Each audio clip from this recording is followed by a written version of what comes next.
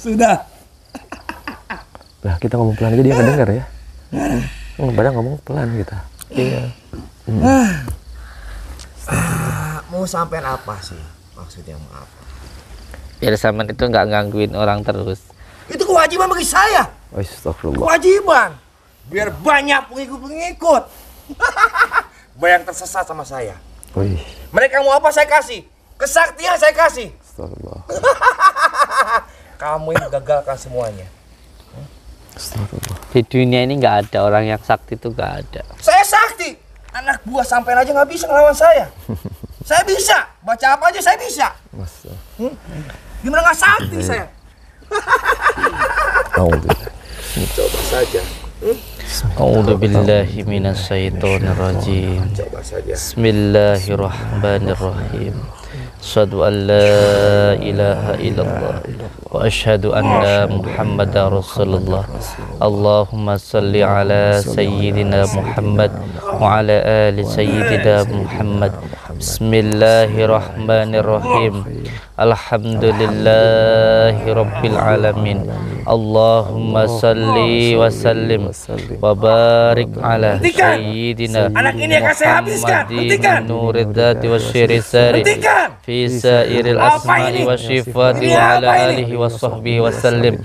Allahumma salli wa sallim wa barik ala sayyidina Muhammadin nuridati wa syirisari fi sairil asma'i wa syifati wa ala alihi wa sahbihi wa sallim. Allahumma salli wa sallim wa barik ala sayyidina Muhammadin nuridati wa syirisari fi sairil asma'i wa syifati wa ala alihi wa sahbihi wa sallim. Allahumma salli wa sallim wa barik ala sayyidina Muhammadin nuridati wa syirisari fi sairil asma'i wa syifati wa ala alihi wa sahbihi wa sallim. Badanas bartatas bardianas nurul salan malikul jinni wal insi wa syaitan nikul nafsin da'iqatul maut da'iqatul Allahu akbar.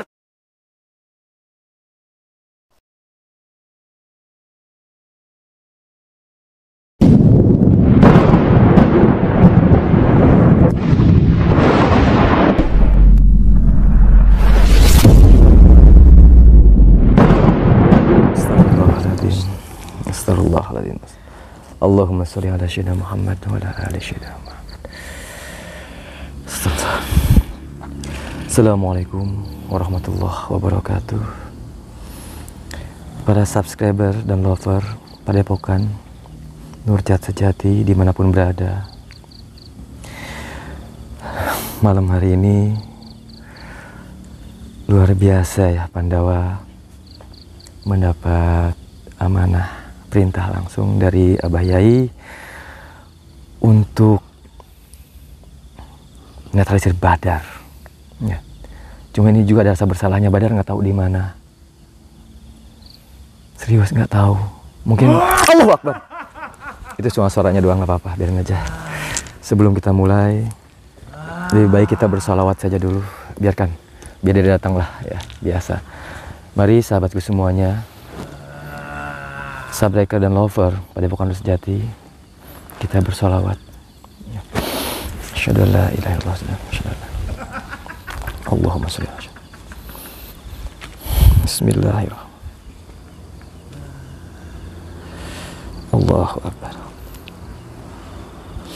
Allahumma sholli wa sallim wa barik ala sayyidina Muhammadin nuril dzati wasiri sari fi sairil asma'i wasifati wa ala alihi wa sahbihi wa sallim. Allahumma sholli wa sallim wa barik ala sayyidina Muhammadin nuril dzati wasiri sari fi sairil asma'i wasifati wa ala alihi wa sahbihi wa sallim. Kamu sakti. Allahumma sholli. Sama guru kamu sakti. Mana? Ternyata dia ngumpet di belakang, ya. Sadar dah, jangan seperti itu. Di muka bumi ini tidak ada yang sakti, Dar. Saya paling sakti di sini. Waduh, ya Allah. Yang kamu baca saya bisa. Oh, begitu. Apa yang Jangan nggak bisa bagi sombong. Hah? Badar ini tidak seperti ini loh. Ya Allah, Kamu sama guru kamu matanya. mengganggu saya semuanya. Saya tidak mengganggu. Tidak bosan-bosannya mendatangi saya mulu. Aduh, ini yang masuk tuh udah dajjal. Ya, sabar. Keluarkan kesaktian kamu semua. Tidak sakti, tidak sakti. Yang sakti itu yang satu, Allah Subhanahu. Oh, saya paling sakti dunia ini. Widih, ngeri juga ya. Ngeri. Mendingan ngopi bareng dah. Ngopi bareng.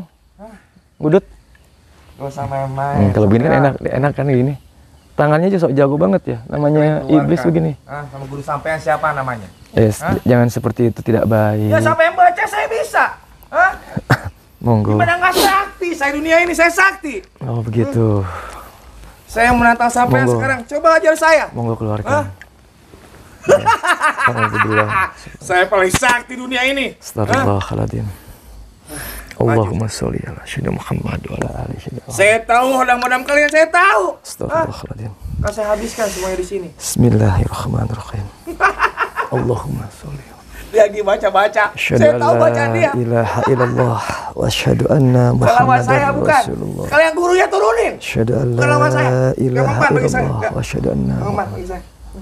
Allahumma sholli ala sayyidina Muhammad wa ala ali sayyidina Muhammad. Bismillahirrahmanirrahim.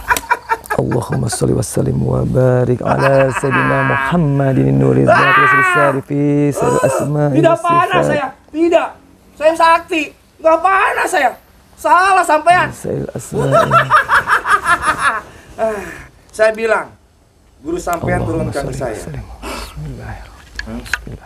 Kenapa kemarin Allahumma pegang sholli wa pertapa sallim. anak buah saya semuanya? Bismillahirrahmanirrahim. Mengusik terus. Allahu Akbar. Allah. Kenapa? Bismillahirrahmanirrahim. Tidaklah. Saya saksi di sini. Bismillah. Sekarang mau Anda apa? Anda bukan lagi badar. Sampean sama guru sampean jadi pengikut saya. Wis, Akan abadi nggak dunia bisa ini. seperti itu. Mau apa sampean saya Anda kasih? yang ikut dengan saya. Tidak seperti itu. Ya. Ini bingung kita ngeluarin apapun dia tahu. Ya. Saya kan selama ini belum pernah ngeluarin ini nih. Makanya sampean pulang. Astagfirullahaladzim. Saya tidak Pulang, akan saya pulang. pulang. Tidak ada kata pulang. Sampean guru sampean bukan tandingan saya. Sudah jadi murid saya saja. Akan Tidak. abadi dunia. Dunia akan abadi. Keabadian di dunia hanya sementara saja. Akan banyak pengikutnya di sini. Allahumma Bismillahirrahmanirrahim. Allahumma sholli wa sallim wa barik ala sayyidina Muhammadin nuridati wa sarifi sa'il asma'i wa sifati wa ala alihi wa sahbihi wa Gak mempan sallim. bagi saya kakak. Allahumma sholli wa sallim wa barik ala sayyidina Muhammadin nuridati wa sarifi sa'il asma'i. Ini lampu mati apa nih? Lampu matiin. La ilaha illallah. Sirullah, datullah, sifatullah, wujudullah, af'alullah. La ilaha illallah Muhammadar Rasulullah. Allahu Akbar. Kita lapor bahaya ini. Allah Akbar. Astagfirullahaladzim. Kita ke bahaya. Saya bilang tidak mempan. Astagfirullah. Tidak mempan. Saya paling sakti. Allahumma sholli ala sayyidina Muhammad wa Kamu guru kamu bawa ke sini pengikut saya akan lebih sakti lagi. Astagfirullah. Jangan sombong Anda. Ya. Kenyataan. Saya sakti. Bismillah. Sampai yang baca saya bisa baca. Bismillah. Apa? Bismillah. Keluarkan semuanya. Allahumma ahlikil zalimin wa kulla hasidin faqad hadil baldata fala yaqdu ahadun anta fatfa ya qahhar ya jabbar ya Itu saja. Allahumma likal bagi Allahumma likal din ya Allahumma Ada. Allahumma nas'aluka fi nurihim wa Susah. na'udzubika min syarrihim. Allahumma ikfini iyyahum bima sita ya qawiyyu ya matin. Ikfi syarrad dhalim. Ya Allah, kula nyuwun. Gurunya takut. Allah lagi. Ini kita laporan bahaya aja. Sampean. Ya, sebentar saya panggil. bilang, Saya panggil Bahayai. Sampean tuh takut ngeremin saya. Sebentar saya panggil Bahayai. Saya sakti di Bismillah. sini. Allahumma sholli ala Mempan, sayyidina nggak Muhammad. mempan. Bismillahirrahmanirrahim. Ngapain? Allahumma sholli wa sallim wa barik ala sayyidina Muhammad. Udah, kalian pulang, pulang. Asma'i was sifati wa ala alihi Ganggu saja washabihi nggak di wasallam. mana. Bah, kula nyuwun, Bah. Hadir, Bah. Bismillahirrahmanirrahim. Bismillahirrahmanirrahim. Allahumma sholli. Allahu akbar. Subhanallah. Ini udah nggak enak auranya. Assalamualaikum. Sama-sama. Kang? Nyata kamu. Ini yang kita baca semua tahu, Bah. Allah. Keluar juga kamu. Kenapa kamu mengganggu anak buah saya semuanya? Ini dari kalau ngajin ifrit ini kan. Iya, Bah. Jadi kalau kitanya ini takut, Iya, Bah. nanti sarannya itu kuat. Maka Takut? yang pertama kita harus kuat dulu. Iya, Bah. Kuat secara batiniahnya supaya sarannya itu takut. Iya. Karena ciri khas dari Ifrit. bangsa jin ifrit ini Jangan adalah banyak kompromi. Kalau sombong takut aja. bilang saja Iya. pengikut saya. Ya Allah. Tadi tuh nggak punten bayi, aku nggak, dia tiba-tiba hilang. Nggak taunya di belakang. Tidur saja. Ya udah berdebat saja berdua. Udah aja pengikut saya aja sakti. Sakti. Saya bisa baca-baca sampai yang semua bisa. Allah. Sudah. Barin. Ini juga penting untuk terutama untuk praktisi Iya, Bah. Ya. dari alumni-alumninya Padepokan Cacat Jati. Ketika merukyah, terus nanti yang dirukyah ketawa, meremehkan seperti ini, kitanya jangan sampai terpancing emosi. Ngedon, Bah, ya. Karena sifat asli dari bangsa jin seperti ini, terutama sombongannya. Gitu. Memang dengan bacaan agak sulit, jadi harus dengan pengamalan. Iya, Bah, ya. Jadi Al-Quran itu bukan hanya dibaca, tapi juga dipahami dan diamalkan. Itu yang paling utama. Allah. Sudah. Lah, kita ngomong pelan aja dia nggak dengar ya. Padahal ngomong pelan kita. Iya. Mau sampein apa sih? Maksudnya mau apa? Biar zaman itu nggak gangguin orang terus. Itu kewajiban bagi saya. Astagfirullah. Kewajiban. Biar banyak pengikut-pengikut. Banyak tersesat sama saya. Wih. Mereka mau apa saya kasih. Kesaktian saya kasih. Astagfirullah. Kamu yang gagalkan semuanya. Astagfirullah. Di dunia ini nggak ada orang yang sakti, itu nggak ada. Saya sakti. Anak buah sampean aja nggak bisa ngelawan saya. Saya bisa. Baca apa aja saya bisa. Masa. Gimana nggak sakti saya? Alhamdulillah. Coba saja. A'udzubillahi minasyaitonirrajim. Coba saja. Bismillahirrahmanirrahim.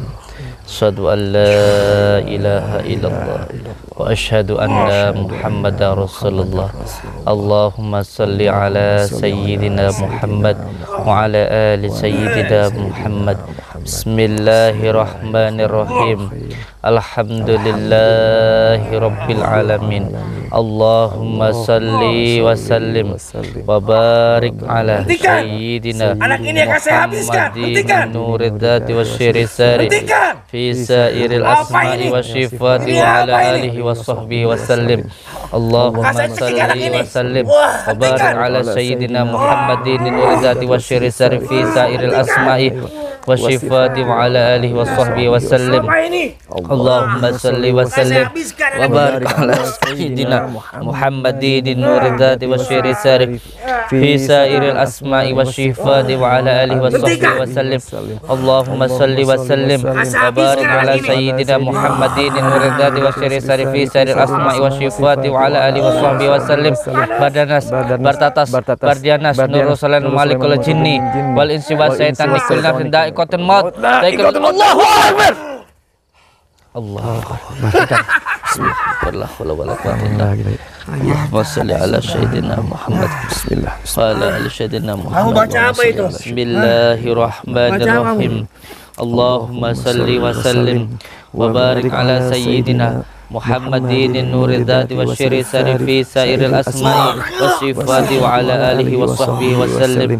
Allahumma salli wa sallim wa barik ala sayyidina Muhammadin nuril dzati wa syirri sarifi sairil asma'i wa sifati wa ala alihi wa sahbihi wa sallim. Ya ahli khadami minal badani, bawa makhluk ini ikat. Allah Bismillah. Allahumma sholli ala sayyidina. Astagfirullahaladzim. Astagfirullahaladzim.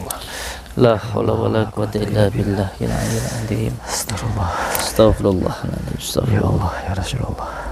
Astagfirullahaladzim. La haula wa la quwwata illa billahil. Astagfirullahaladzim. Gangguan yang mengenai beliau ini tadi disebut dengan penyakit taifun atau penyakit yang masuk dan menguasai diri beliau, dan ini sudah tingkatannya pada tingkat yang paling akhir, yaitu sudah mengenai di bagian jiwa beliau. Nah, untuk orang supaya tidak terkena gangguan jin, itu yang terpenting, yang pertama jangan mudah al-ghadab, jangan mudah marah. Yang kedua, jangan mudah alladzi wasisu fi syudurin nasi minal jinnati wan nas waswas.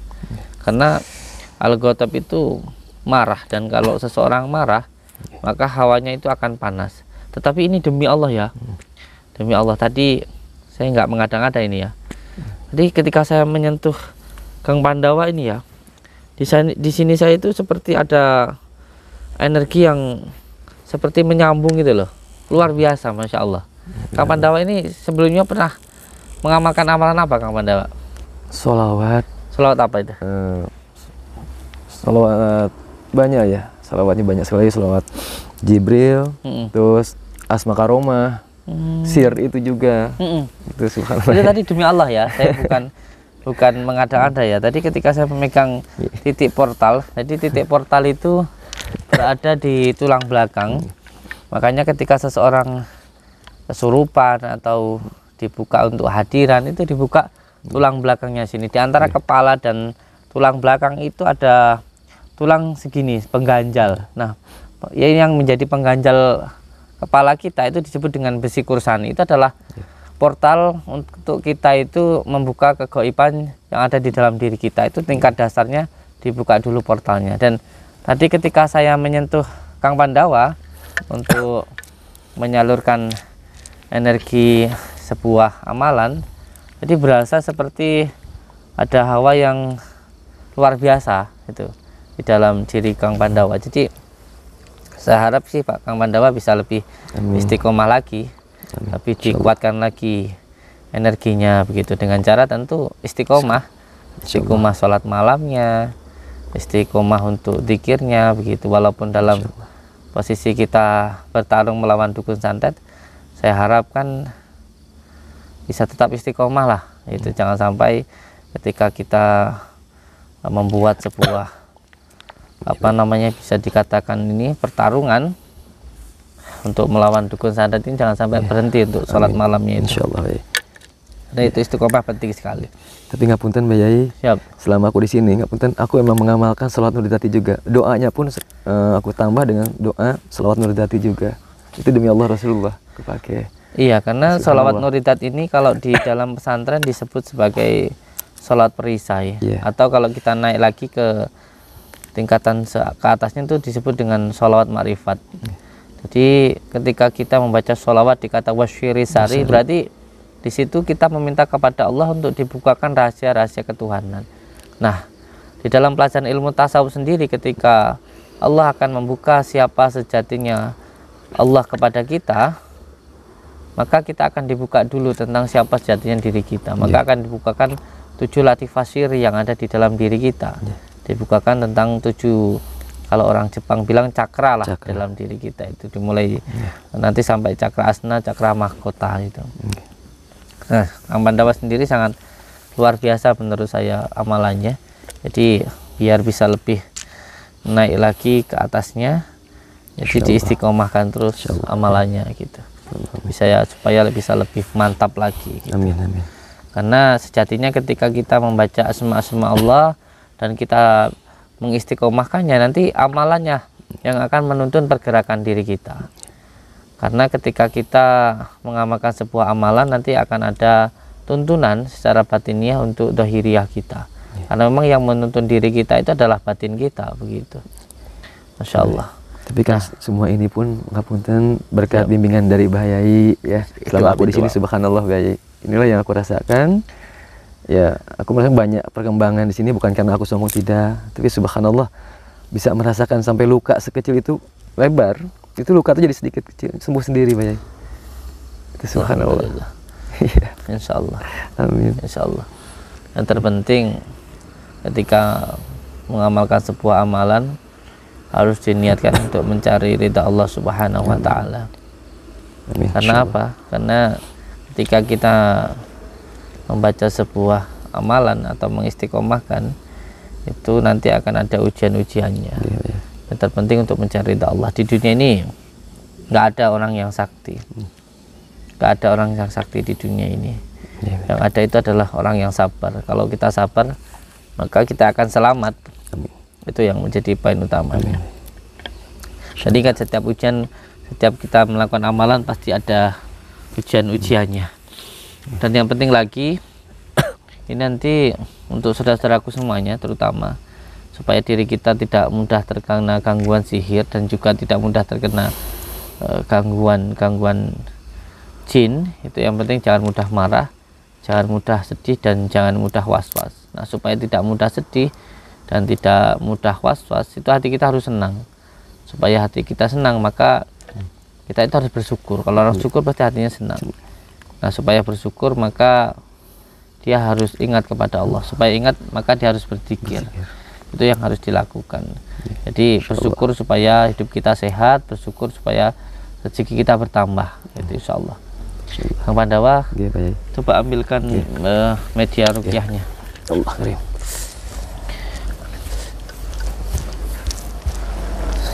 Allahumma sholli ala Muhammad wa ala ali sayyidina Muhammad. Allahumma sholli ala sayyidina Muhammad wa ala ali sayyidina Muhammad. Allahumma sholli ala sayyidina Muhammad wa ala ali sayyidina Muhammad. Bismillah.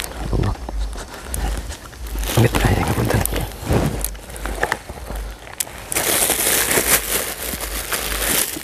Garamnya disiramkan dulu saja. Bismillah. Allahumma sholli ala Muhammad. Siramkan ya. Bismillahirrahmanirrahim. Asyhadu an la ilaha illallah wa asyhadu anna Muhammadar Rasulullah. Bismillah. Bismillah. Bismillah. Allah. Bismillah. Bismillah. Allah. Allah. Bismillah. Bismillah. Bismillah. Allah. Allah.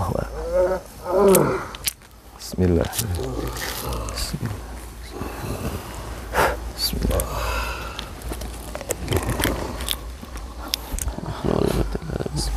Bismillahirrahmanirrahim. Allahumma salli wa sallim wa barik ala sayyidina Muhammadin nuridati wa syiri sarifi sairil asma'i wa syifati wa ala alihi wa sahbihi.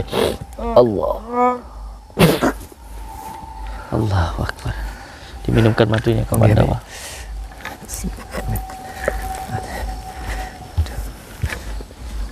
Ya, udah gede masih kasih minum.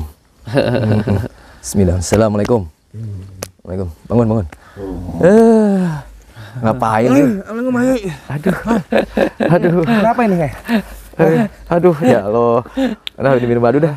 Buka sendiri aja deh. Dia ini sekarang, mulai sekarang nih, pakaiin kopiah ini. Oke, baik. Biar rambutnya nih nggak kayak sambar petir. Oh. Luar biasa. Ganteng lo gini, Bay. Pakai dong. Pakai kopiahnya. Saya kasih itu. Kok matanya merah banget, Bay ya?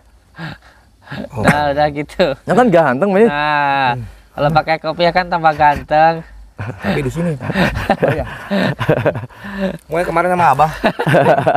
Oh, diajak ngelawan dukun santet kok malah persis kayak center, Iya.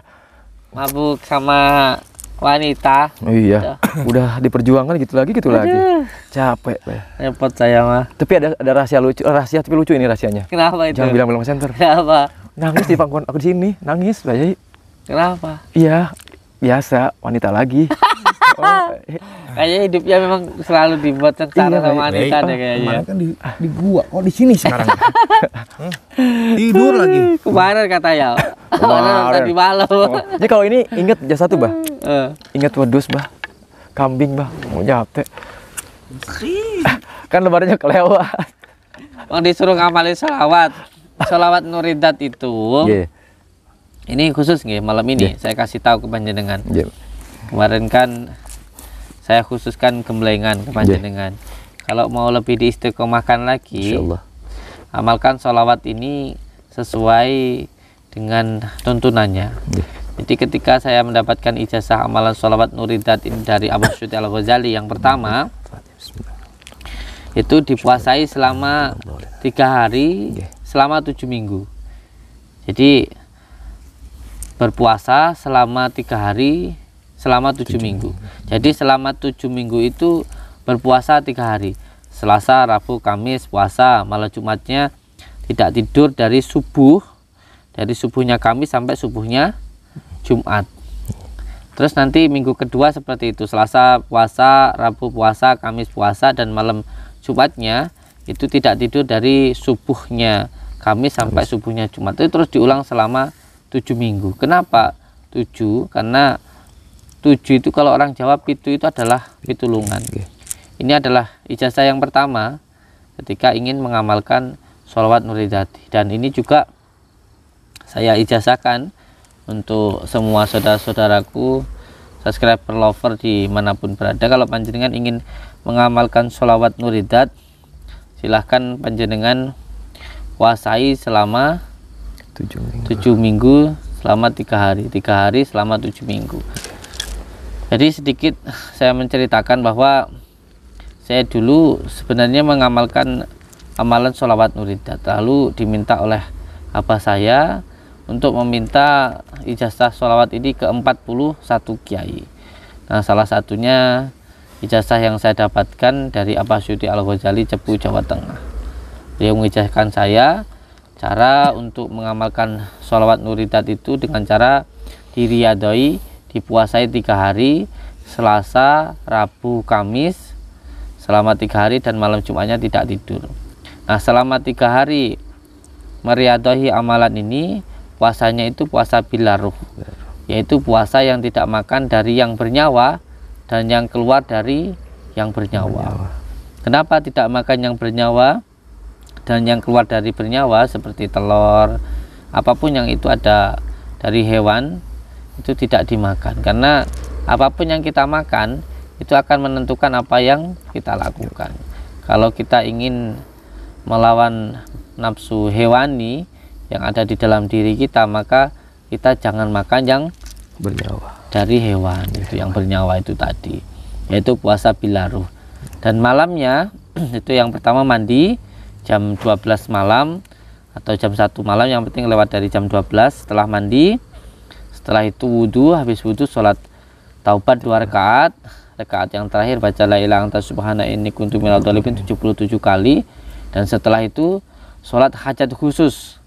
Sholat hajat khusus itu sudah pernah saya sampaikan di channel GSJ, yaitu rakaat pertama setelah Al-Fatihah membaca surat Al-Ikhlas 10, rakaat kedua setelah Al-Fatihah membaca surat Al-Ikhlas 20 salam, rakaat ketiga setelah Al-Fatihah membaca surat Al-Ikhlas 30, rakaat keempat setelah Al-Fatihah membaca surat Al-Ikhlas 40.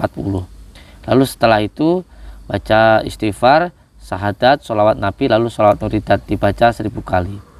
1000 kali ini boleh dibaca malamnya, boleh juga makbubah, habis sholat 200 itu nanti tembus 1000. Nah, ini diamalkan selama 3 hari dan dilakukan selama 7 minggu. Insya Allah nanti bisa dengan sendiri dah yang bisa merasakan manfaatnya begitu. Kalau masalah hasilnya semuanya dipasrahkan kepada Allah. Yang penting niat untuk mencari ridha Allah Subhanahu wa taala. Monggo Untuk semua subscriber lover dimanapun berada yang ingin mengamalkan amalan sholawat An-Nurijat ini, silahkan diamalkan dengan tata cara riyadhah yang tadi saya sampaikan, dan semoga saja bisa memberikan manfaat untuk semua saudara-saudaraku dimanapun berada. Yang terpenting juga perlu untuk dipahami bahwa kita hidup ini ada nyata dan ada juga yang gaib. Maka kegaiban ini adalah salah satu rukun iman kita. Kita boleh percaya kepada yang gaib, tapi tujuan kita bukan kepada makhluk gaib, tetapi kepada yang maha gaib, yaitu Allah Subhanahu wa Ta'ala.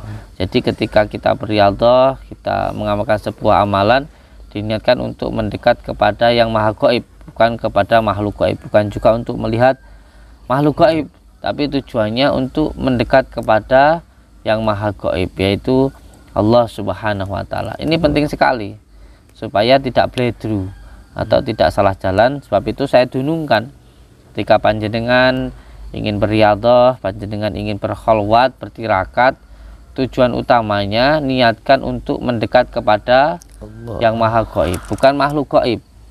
Seperti halnya ketika senter, ketika panjenengan ingin mendapatkan wanita.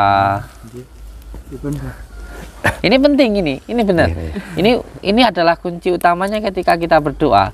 Ketika panjenengan ingin membantu orang, panjenengan mempunyai hajat, ingin dapat kekayaan, ketika sampean ingin mendapatkan seorang wanita, jangan tertuju pada keinginan panjenengan.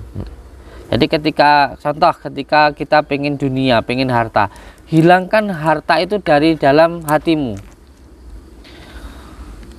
Pusatkan seluruh hatimu, penuhi dengan yang mempunyai harta.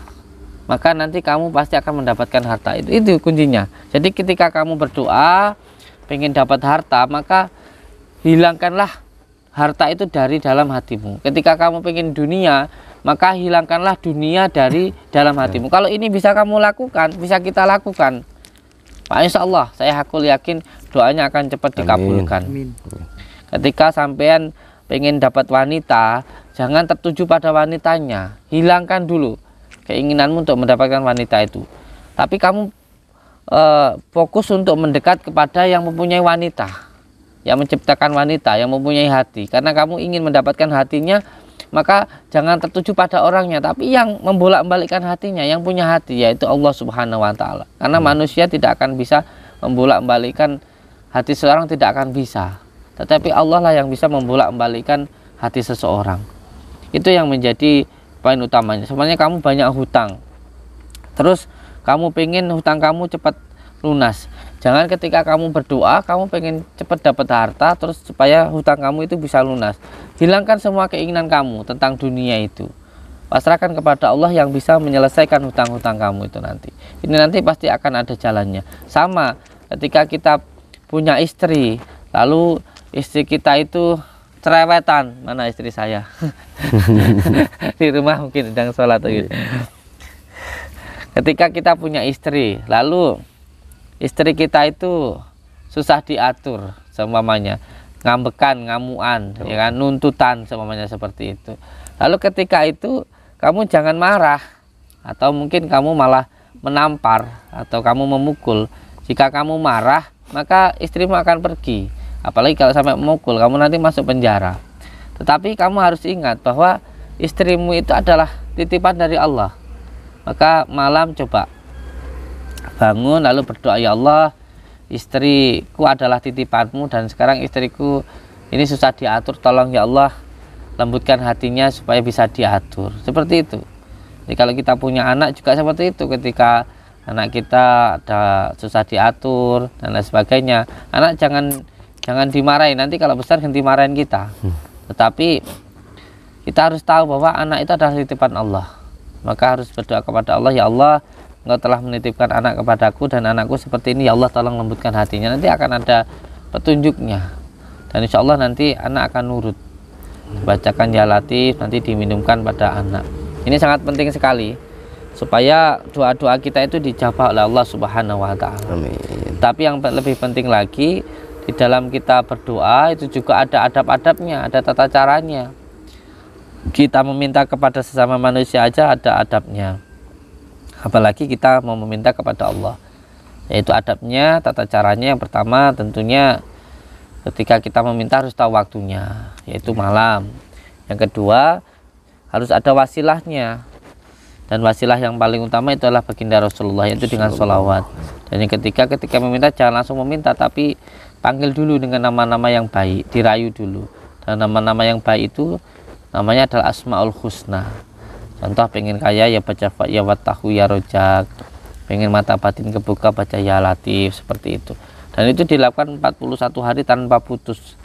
Nanti insya Allah akan mendapatkan apa yang diinginkan, insya Allah. Kalau ketika hal itu belum diijabah, ya yang keempat harus memahami tentang asbabun nuzulnya, yaitu ketika kita dipanggil apakah sudah cepat datang. Bisa jadi kita minta nggak dikasih-kasih, ketika kita dipanggil nggak cepat datang, begitu. Yang kedua, apakah yang dilarang itu tidak kita lakukan. Karena kalau kita meminta tapi kalau kita itu dilarang selalu melanggar, tentu ya nggak akan marah gitu loh, nggak suka. Makanan yang kita makan haram atau halal itu perlu untuk kita pahami dan perlu untuk kita ketahui. Kang Mandawa sudah pakai kopiah, dipakai terus ya. Badar, Oh, Kang Badar. Mandawa, Jadi Badar. dua, Bah. Jadi dua. Kopiahnya. Kopiah. Kopiah. Enggak, yang aneh tadi Badar, Bah ya. Tidur di sini, badan tuh sakit. Tidur katanya. Sesak. Tapi udah minum madu ini nih, madu asma. Segar. Tadi Tidur katanya. Aduh ya Allah. Baik, kita ke gua lagi yuk. Kenapa? Nanti aja kamu udah gembleng, bisa siang gemblengan dulu lah. Oh, digembleng. Khusus. Kemarin sehat ya. Tidur enak sini. Ini kebangetan kebiasaan nih. Jadi Enggak, mengingatkan bener kan? sesuatu kalau gini. Apa sih? Enggak, maksudnya yang mengingatkan ada yang seperti ini juga. Ingatnya lebaran gitu. Ingatnya lebarannya Kambing lagi. Oh, enggak ngomong, Mbak. Bay, aku enggak ngomong loh. Kan aku tadi udah bilang. Iya, aku enggak ngomong. Say. Iya, enggak ngomong kambing. Aku Buka deh. Iya, tak buka. Astagfirullah. Jadi ingetnya gini, pas aku datang ternyata lebarannya udah kelewat. Kan itu. Diketawain akhirnya. Nah, ini kejadian sama Badar. Wong udah dibilang. Lagi ngamanin sholawat tarung sama dukun santet, jangan makan kambing-kambing dulu. Iya, lupa Bayai. Ih, maka Berarti nagih sekarang aja. kita berangkat lagi. Nanti deh, saya insya Allah nih janji nih. Jangan dulu, Bah, jangan kambing, Bah.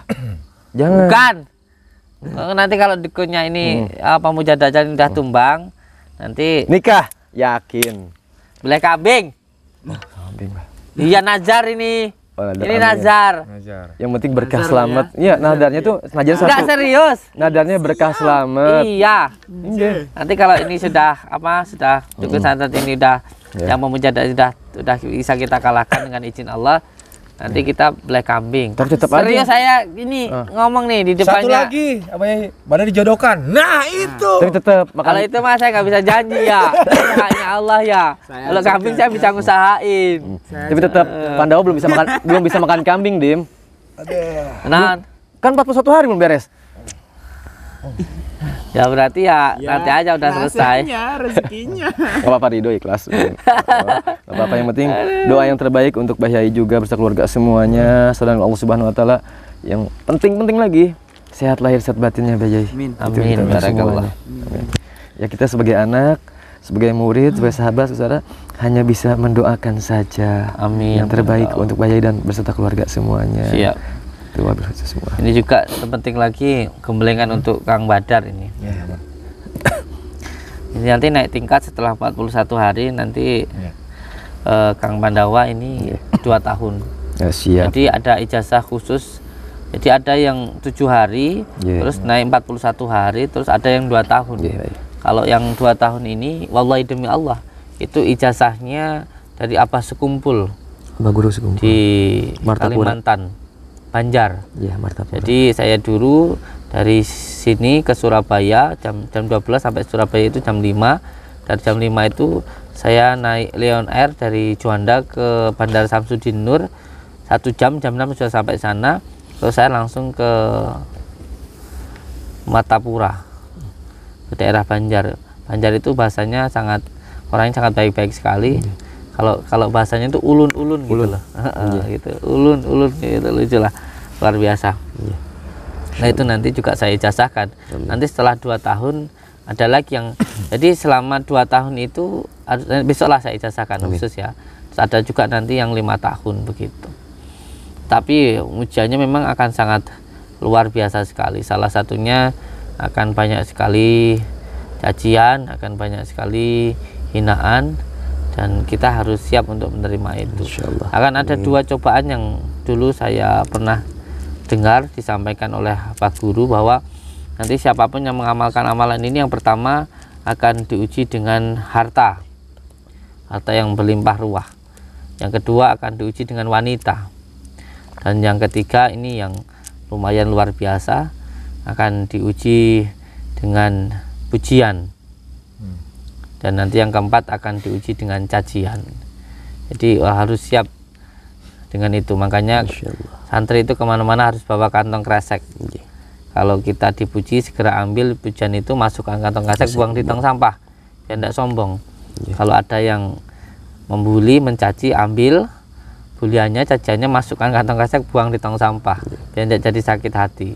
Karena dibuli dan dicaci itu semuanya menjadi sebuah ujian, menjadi sebuah ujian untuk diri kita. Jadi tidak usah terlalu diperdulikan, baik yang membenci maupun membuli, semuanya sama-sama memperhatikan diri kita.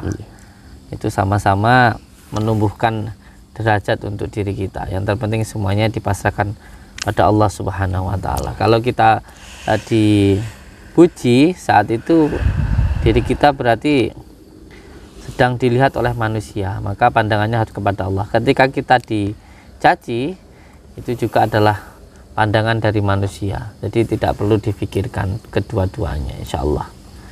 Dan besok kita melakukan gemblengan untuk Kang Badar. Iya, Kang Badar. Kang Badar ini punya YouTube ya? Iya, kayaknya. Apa nama YouTube-nya? Masa nggak tahu Abah ya ini? Kalong Jalu Abah. Oh iya, Kalong Jalu. Kalong Jalu. Kalau Kang Pandawa apa YouTube-nya ini? Ya itu Bayai, Pandawa Haka. Oh, Pandawa Haka. Oh, aku ngerti kenapa bisa lupa seperti ini. Kenapa sayang? Ya begitu aja Bayai. Habis dimarahin istri. Aduh, Gusti Pangeran. Nyuwun ngapura. Enggak ikut-ikut. gitu. Tapi ini penting ya. Ini saya pernah ngaji di kitab Hikam itu, bahwa salah satu tanda seseorang itu dimuliakan oleh Allah itu yang paling sering itu apa? Dimarahi sama istrinya. Itu bukan marah, sebetulnya sayang. Oh iya. Salah. Banyak wali-wali itu diangkat menjadi wali makomnya itu karena dimarahi sama istri. Cepetan nikah. Jadi jangan dikira ketika istri seorang kiai, istri seorang ulama, istri seorang wali itu nurut-nurut. Enggak, istri seorang kiai itu malah galak-galak gitu. Oh, tenanan. Jadi jangan dikira itu. Kalau sama mamanya istri kita marah, terus kita itu kok bisa tenang, bisa menghibur, bisa mengalah, itu baru namanya lelaki sejati. Tetapi kalau istrinya marah kok lakinya juga ikut marah, berarti itu belum benar-benar laki-laki, masih setengah laki-laki. Kalau kamu benar-benar lelaki sejati, kalau istrimu marah, kamu bisa menciumnya, bisa menghiburnya begitu. Karena wanita itu kebalikannya dengan pikirannya gitu. Nanti kalau dia minta disayang, dia nyuruh pergi gitu. Oh, pergi kamu. Pada asalnya dia minta disayang gitu. Iya.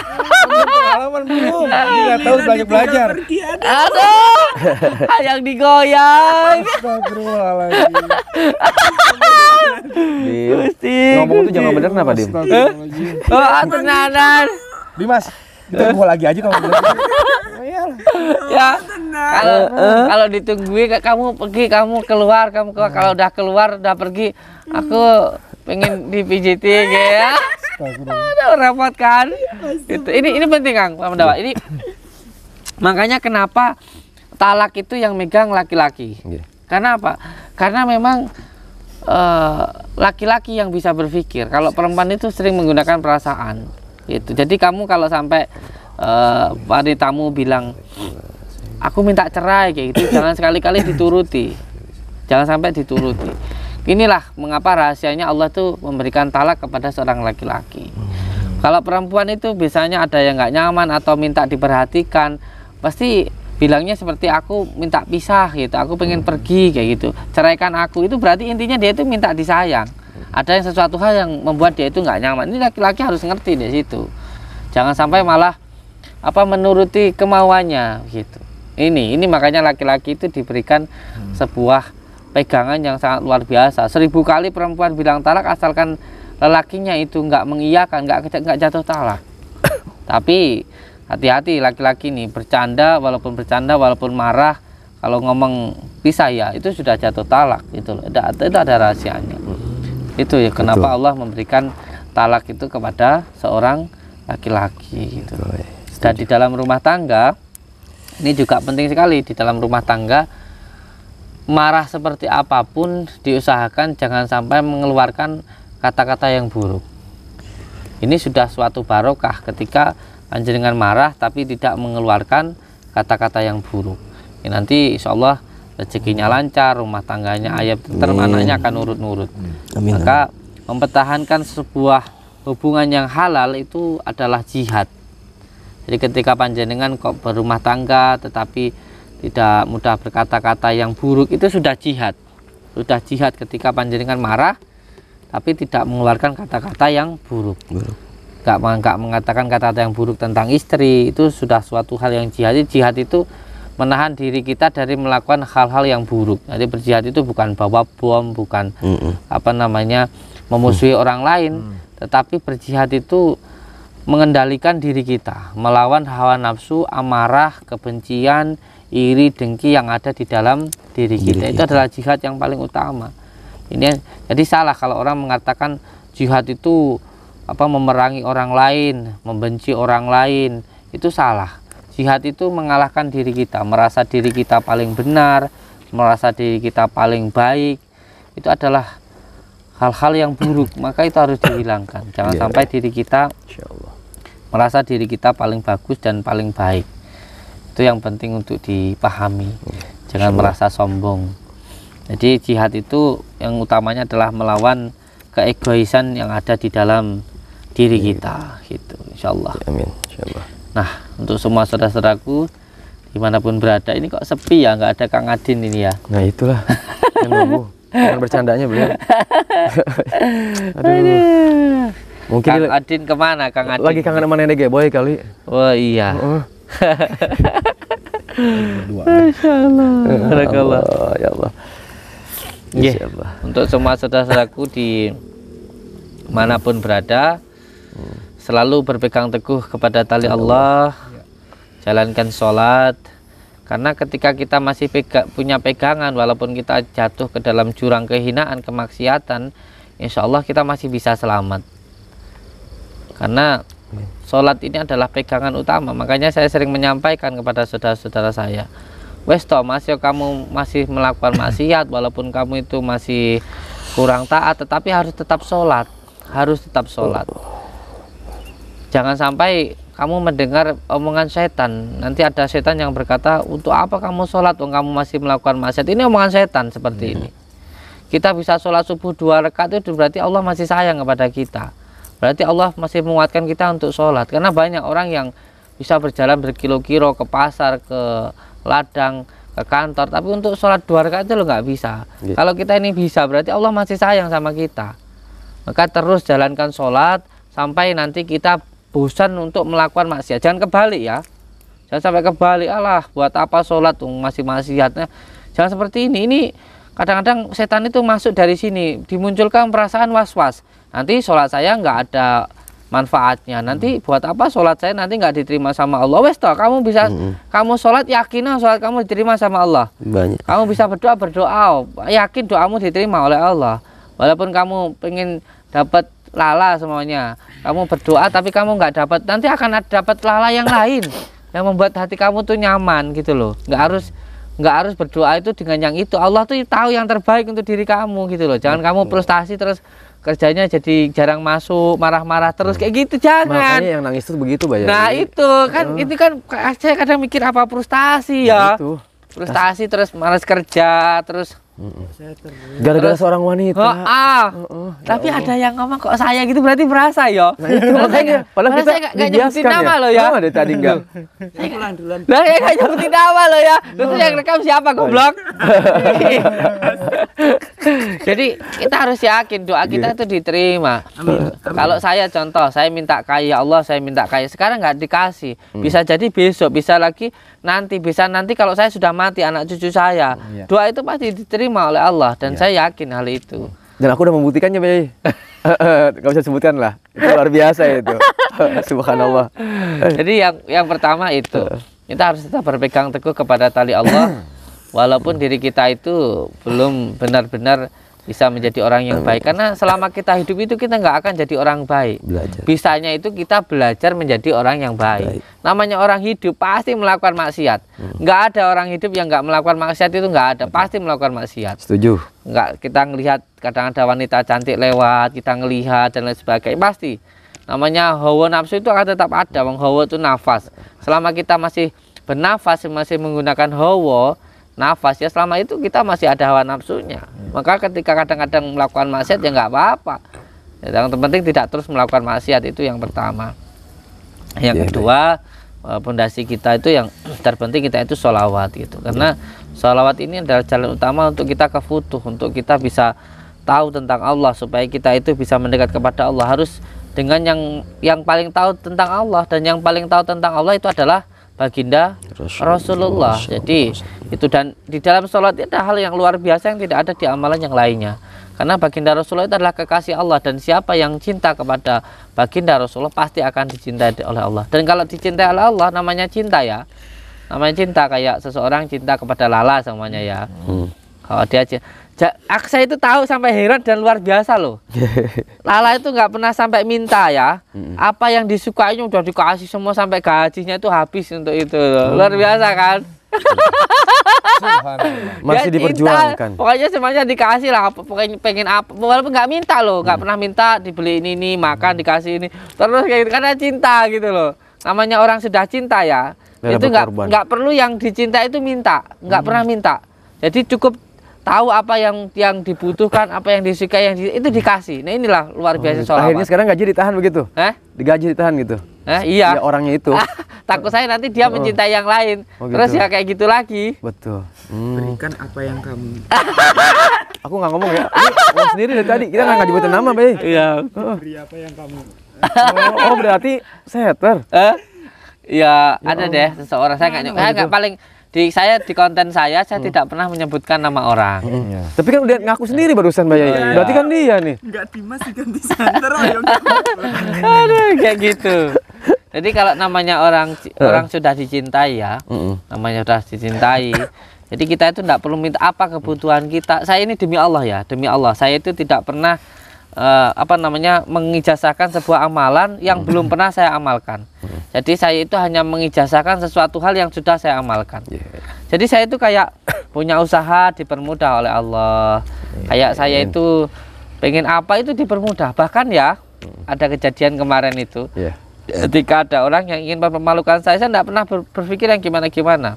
Enggak. Orang itu sendiri yang dipermalukan oleh Allah. Dia niat mempermalukan saya, dia sendiri dipermalukan oleh Allah. Dia pengen menghina saya, dia sendiri dihinakan oleh Allah. Seperti itu. Simpel saja hidup itu seperti itu. Itu yang kedua, sholawat. Dan yang ketiga, ini juga paling penting di dalam hidup saya. Yang pertama adalah berbakti kepada orang tua. Allah, baginda Rasulullah, dan orang tua. Ini yang paling utama di dunia. Selain ini tidak ada yang lebih penting lagi. Ada, Bay. Apa sayang? Guru. Oh iya. Orang tua dan itu sama aja kan? Ya, guru dan orang tua itu sama. Gitu. Kalau orang tua itu adalah orang tua secara lahir batin kita, kalau guru itu adalah orang tua batin kita. Ya sama, guru dan orang tua. Tetapi yang di sini yang menjadi poin utama saya adalah orang tua secara dohir kita, yaitu ibu bapak kandung kita.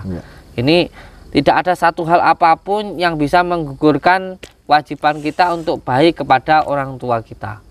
Apapun alasannya, tidak ada satu hal apapun yang bisa menggugurkan kewajiban kita untuk baik kepada orang tua. Contoh, ketika panjenengan punya orang tua yang cerewet, genyih, ini ada orang yang datang ke saya, kadang-kadang bilang, anu bah ini saya itu sudah baik sama orang tua saya, tapi orang tua saya kok tetap kenyis, tetap cerewet, tetap marah-marah.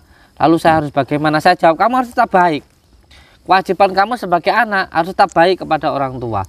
Entah bagaimanapun orang tua ke kamu, itu urusan orang tuamu. Tapi kewajiban kamu sebagai seorang anak harus tetap baik kepada orang tua. Apalagi kalau orang tuanya sudah tua. Orang kalau sudah tua itu pikirannya kembali seperti anak kecil kayak kita dulu. Jadi kalau orang tuamu dikasih makan bilang belum dikasih makan, pikun, itu kamu dulu kecilnya kayak gitu kok. Jangankan kayak begitu, kamu mau makan aja harus kejar lari-lari. Kadang-kadang ibumu lagi makan, kamu kencing, kamu berak kayak begitu. Kamu pernah mikir nggak kayak gitu? Sekarang kewajiban kamu juga seperti itu. Kalau kamu baik ke orang tuamu, saya yakin, hakul yakin nanti anakmu juga akan baik kepada kamu. Jadi apa yang kamu lakukan pada ibumu nanti akan kembali kepada diri kamu sendiri. Amin.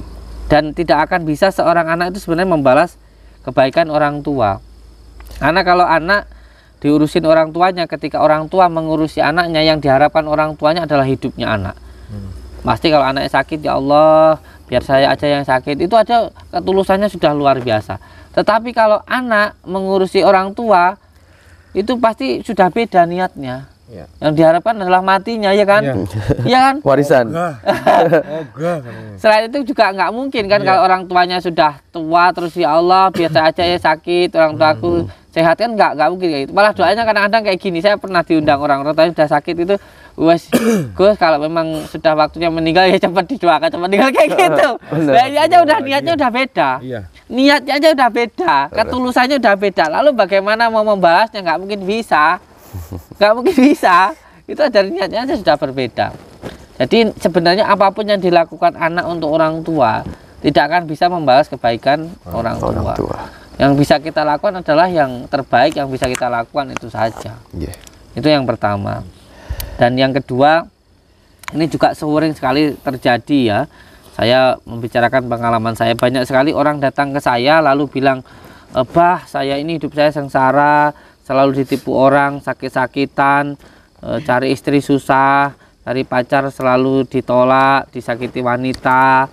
Nah, hidup saya sengsara, kerjaan saya nggak jelas kayak gitu." Itu selalu ada orang yang bilang kayak gitu. Itu saya itu kenapa ya kayak gitu, selalu bertanya. Bahkan ada yang bilang saya itu mungkin disandat orang, atau mungkin saya itu kena welang kayak gitu, atau kena balak gitu, atau hari lahir saya kayak gimana dan lain sebagainya. Saya tuh mendengar kayak gitu mau ketawa, karena menurut saya, wallahi demi Allah ya, ini menurut saya itu karena kurangnya baktimu sama orang tuamu. Atau bahasa Jawanya itu kamu itu kedosa sama orang tuamu, termasuk ya kejuraganmu kan gitu, termasuk ke gurumu kan gitu. Suka ngelawan begitu sih. Termasuk ya orang tua kan begitu. Iya, makanya baru tahu, Bay, kok ada seorang karyawan berani marahin bosnya. Ini kita nggak nyebutin nama, Bay ya? Iya. Itu berani sekali. Kalau bahas itu kasihan ya, saya udah kasihan gitu aja, udah tak diamkan aja. Nah, inilah orang tua yang luar biasa. Iya, bahas ini aja. Jadi gini, banyak orang yang datang ke saya, itu makanya sebenarnya orang yang datang kepada Padepokan itu pengobatannya hanya dua.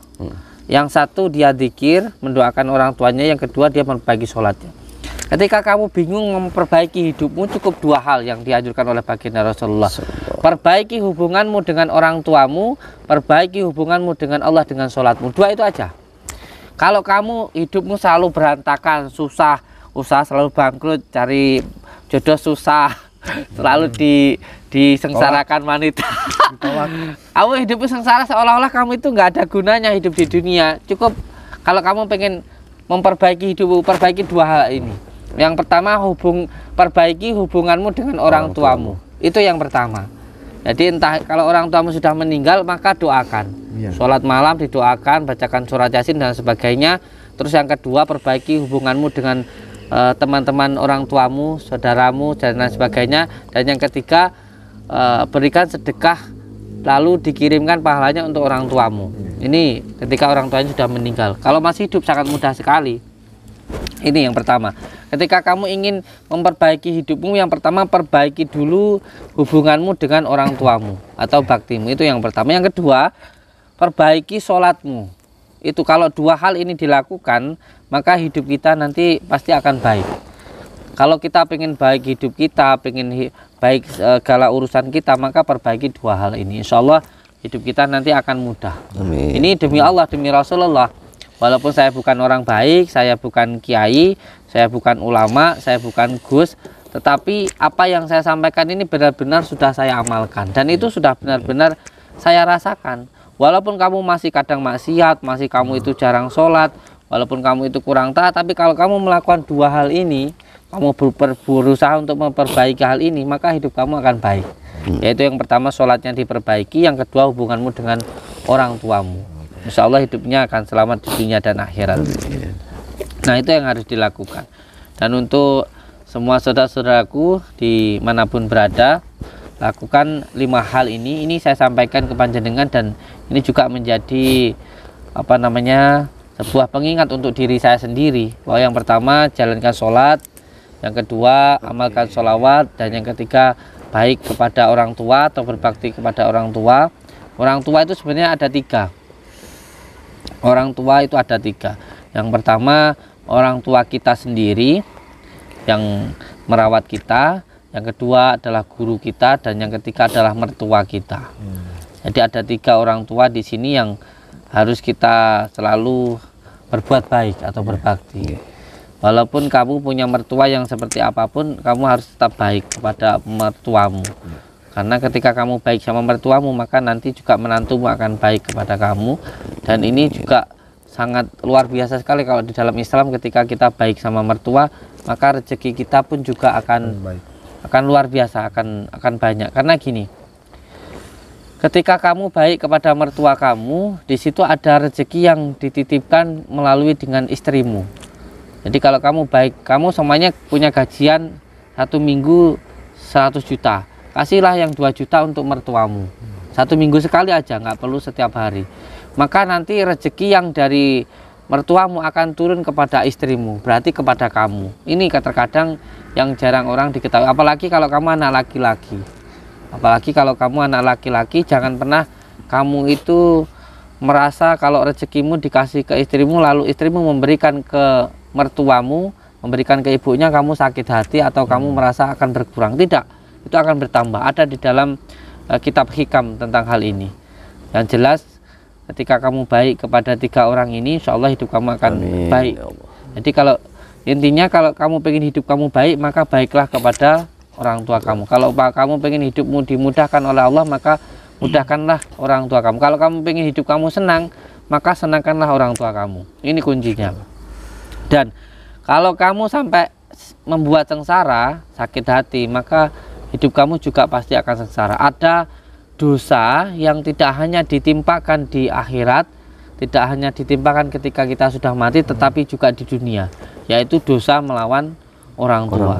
Banyak orang itu hidupnya sengsara karena kedosaan sama orang tua. Jadi jangan sampai panjenengan berpikir, alah nanti saya ngelakuin dosa ngelawan orang tua, paling balasnya nanti kalau sudah di akhirat. Di akhirat tahu aja, enggak kayak gitu. Alah nanti paling saya kalau sudah mati, kan gitu, ada orang seperti itu. Enggak. Kalau kamu melakukan dosa ini, hidup kamu sengsara. Walaupun kamu itu pintar ngaji, walaupun kamu itu sholatnya tekun, walaupun kamu itu tiap hari ke makom, kamu tirakat, puasa, zikir, tapi kalau kamu menyakiti hati orang tuamu, terutama ibumu, maka hidup kamu pasti akan sengsara. Karena semuanya nggak ada gunanya. Karena yang paling utama yang menjadi perintah Allah itu adalah birrul walidain dan sholat. Sholat dan birrul walidain itu 2 hal ini. 2 hal ini menjadi poin utamanya keselamatan kita di dunia maupun di akhirat. Nah, semoga saja ini bisa mengingatkan untuk diri saya pribadi. Amin, ya Allah. Dan juga untuk semua saudara-saudaraku dimanapun berada. Saya ulangi lagi, semoga kita semuanya selalu berpegang teguh kepada tali Allah. Jalankan sholat, amalkan sholawat, berbakti kepada kedua orang tua, baik kepada sesama, dan cinta kepada negara. Untuk penjelasannya baik kepada sesama ini besok aja, dan kalau untuk bagaimana cinta kepada negara ini juga besok saja. Karena ini sudah lama. Berapa menit dan center? 1 jam 1 menit 28 detik. Mantap. Masih lagi, Bang. Enggak, udah. Siap. Iya. Apa sih? Apa sih lu? Ih, ya Allah. Astagfirullahaladzim. Allah. Iya kan? Ya. Cepat ini. Enggak lah. Siap. Enggak. Teman. Enggak. Istri saya itu orangnya sangat pengertian. Insya Allah. Insya Allah sangat pengertian. Jadi ini juga kan berjuang kan untuk beliau. Iya betul. Kayak gitu. Setuju Pak ya. Jadi saya juga memberikan sebuah tontonan, bukan hanya menjadi hiburan, semoga juga bisa memberikan sebuah tuntunan begitu. Karena apapun yang kita lihat, apapun yang kita tayangkan di sebuah tayangan, tentu semuanya adalah hiburan. Semua tayangan yang dipertonton adalah hiburan, apapun itu. Bahkan ilmu sendiri, ilmu itu ada yang sifatnya karomah. Karomah itu diberikan kepada para nabi. Mujizat itu kepada nabi, salah saya. Mujizat itu kepada nabi, karomah itu kepada para wali, dan maunah itu kepada orang-orang biasa. Dan maunah itu tidak bisa dipertunjukkan, hanya terjadi ketika Allah itu berkehendak lah di waktu-waktu tertentu begitu. Jadi intinya apapun yang dipertontonkan itu adalah hiburan. Kalau dari zaman Nabi dulu, dari zaman wali dulu, ketika mengundang orang untuk melihat itu dengan jaranan, dengan wayang, dengan jaranan lah kayak gitu ya. Ya zaman sekarang yang disukai orang itu YouTube, ya kita pakai YouTube gitu aja. Yang penting saya itu satu menjadi prinsip saya. Yang terpenting saya tidak pernah menjelekkan orang lain. Saya berkreasi dengan ide saya sendiri, dan saya tidak pernah menyudutkan, tidak pernah menjelekkan siapapun. Silahkanlah berkreasi masing-masing. Silahkanlah berkarya masing-masing. Yang penting tidak saling menjatuhkan. Tidak perlu ketika kita ingin berdiri lalu kita menjatuhkan orang lain. Tidak usah ketika kita ingin terlihat baik lalu menjelekkan orang lain. Tidak perlu ketika kita ingin terlihat bercahaya lalu harus mematikan cahaya orang lain. Tunjukkanlah hal yang baik yang bisa kita lakukan, maka kita pun juga akan baik. Itu yang menjadi prinsip saya. Dan yang terpenting berkreasi dengan baik dan tampilkan yang terbaik, nanti hasilnya juga baik. Maka saya selalu mengatakan, selalulah berpikir yang baik, selalu berkata-kata yang baik, melihat yang baik-baik, mendengarkan yang baik-baik, maka hidup kita akan baik. Kalau kita selalu mendengarkan yang buruk-buruk, nanti pikiran kita buruk, kelakuan kita buruk, dan akhirnya yang kita dapatkan juga buruk-buruk. Makanya saya nggak pernah mau mendengarkan omongan orang yang menjelekkan siapapun. Apapun itu, buat saya siapapun yang membicarakan keburukan orang lain pasti dia sendiri buruk. Itu yang menjadi prinsip saya. Kalau ada orang yang suka membicarakan keburukan orang lain, sama dengan membicarakan keburukan sendiri. Siapa yang berbuat buruk pada akhirnya juga akan menjadi keburukan untuk dirinya sendiri. Sekarang besok itu gimana ya? Ya gitu aja lah, besok lah gitu ya. Besok kita gembleng dulu Kang Badar supaya nanti bisa lebih mantap dalam melawan dukun santet gitu. Tidak perlu berkecil hati. Di dalam perjuangan pasti ada pengorbanan. Tidak ada yang perjuangan tanpa pengorbanan. Kita harus siap. Ketika kita dicaci maupun dibully oleh orang lain, kita harus siap. Kalau kita diomongkan orang, berarti orang itu ada di belakang kita. Nggak mungkin orang itu di depan kita. Dan kalau sampai orang itu, kita nggak pernah menyebut nama orang itu, terus orang itu menyebut nama kita, berarti kita ada di atasnya. Bangga dong. Kita nggak pernah ngurusin dia, kita nggak pernah ngomongin dia, kok dia tiba-tiba ngomongin kita, berarti kita lebih baik daripada orang itu. Gitu. Berarti kita ada di atasnya. Siap. Saya ucapkan terima kasih. Selalu berikan teguh kepada tali Allah, jalankan sholat, amalkan sholawat, berbakti kepada orang tua, dan baik kepada sesama, cinta kepada negara. Wassalamualaikum warahmatullahi wabarakatuh.